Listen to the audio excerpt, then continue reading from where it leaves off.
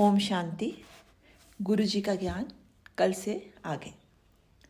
मनुष्य को धोखा देने में प्रवीण है, परंतु अंतरात्मा से कूटनीति मार खा जाती है। अतः सद्भाव ही सदैव विजयी होता है, दुर्भाव मुँह की खाता है। मनुष्य की परख उसके विचारों से ही होती है। सत्य दुष्कर होकर भी सुखकर है और असत्य सुखकर होकर भी दुखकर है एवं अभिशापित है, अविश्वसनीय है। हम यदि केवल धन से ही सब कुछ कर लेना चाहते हैं तो सारे के सारे नैतिक मूल्य धराशायी हो जाते हैं।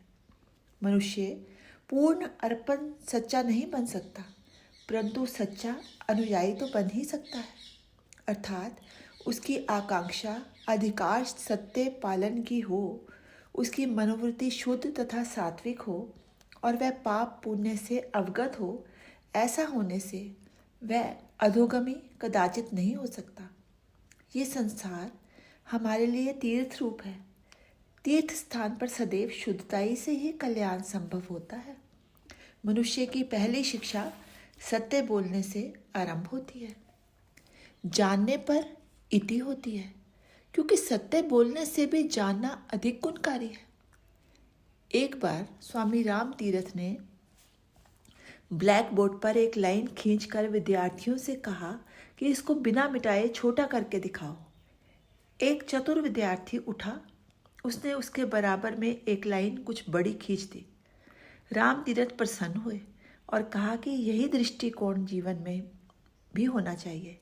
यदि तुम दूसरे से बड़े होना चाहते हो तो दूसरों को धकेलना या ईर्ष्या करने की ज़रूरत नहीं है।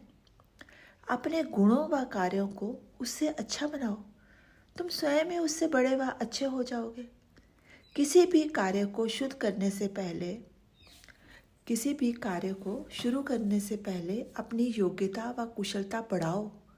इसके बिना साधन व अवसर रहने पर भी कोई व्यक्ति बड़ी सफलताएं नहीं पा सकता। एक बार एक चोर संत नानक के पास पहुंचा और उसे चोरी की बुरी आदत से छुटकारा पाने का उपाय पूछा। नानक देव ने जो उपाय बताए ये उससे निपटे नहीं थे। एक के बाद एक उपाय बदलते बदलते बहुत दिन बीत गए और आदत ना छूटी। तो उन्होंने चोर को बताया कि तुम अपने पाप सबके सामने प्रकट करने लगो। पाप प्रकट करने से उसको लज्जा लगती थी, तो उसने चोरी करना ही बंद कर दिया।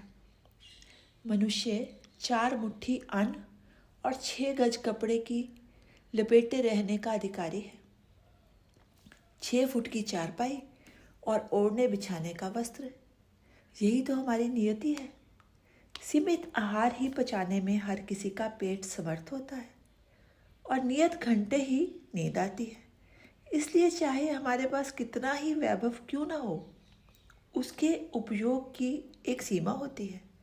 इसलिए जीवन की सार्थकता यथार्थता को जानो।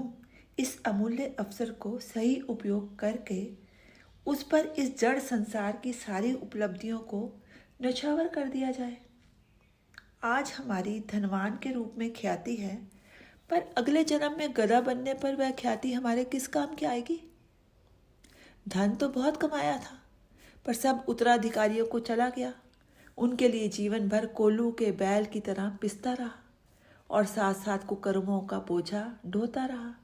अब बोझा ढोते ढोते कचुम्बर ही निकल गया है। हम अपने आप को भूल कर वह सब भी भूल जाते हैं जो हमें हर घड़ी याद रखना चाहिए। हमें आत्म कल्याण के लिए सोचना और करना चाहिए। उस शरीर के लिए जो मल मूत्र की गठरी की तरह हमारे शरीर पर लदी है और जिसके स्थायित्व का तनिक भी भरोसा नहीं, इसलिए अमर आत्मा को परमात्मा स्तर तक सत्ता पर तक बैठा ले जाने में पुरुषार्थ है। उसमें नहीं, तनिक भी भरोसा नहीं, इसलिए अमर आत्मा को परमात्मा स्तर तक बैठा ले जाने में पुरुषार्थ है। उसमें नहीं जिसे करते हुए हर समय डरना और डराना पड़े। इसलिए आत्मा को देखें और समझें और उसी को प्राप्त करें, वही हमारा सच्चा साथी है। इसलिए अंतर में पवित्रता व बाहर में परमार्थ का अभ्यास करना होगा।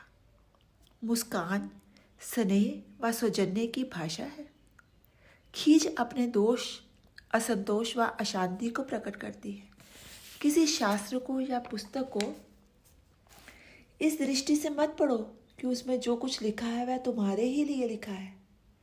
ये अनेकों के लिए, अनेकों को ध्यान में रखकर लिखा गया है। इसलिए उसमें से उतना ही चुनो जो तुम्हारे लिए अनुकूल हो। दिन ऐसा बिताओ कि निश्चिंतता की गहरी नींद आए, और रात इस प्रकार बिताओ कि जिसमें दिन में मुंह दिखाने लायक बने रहो। ओम शांति शेष कल।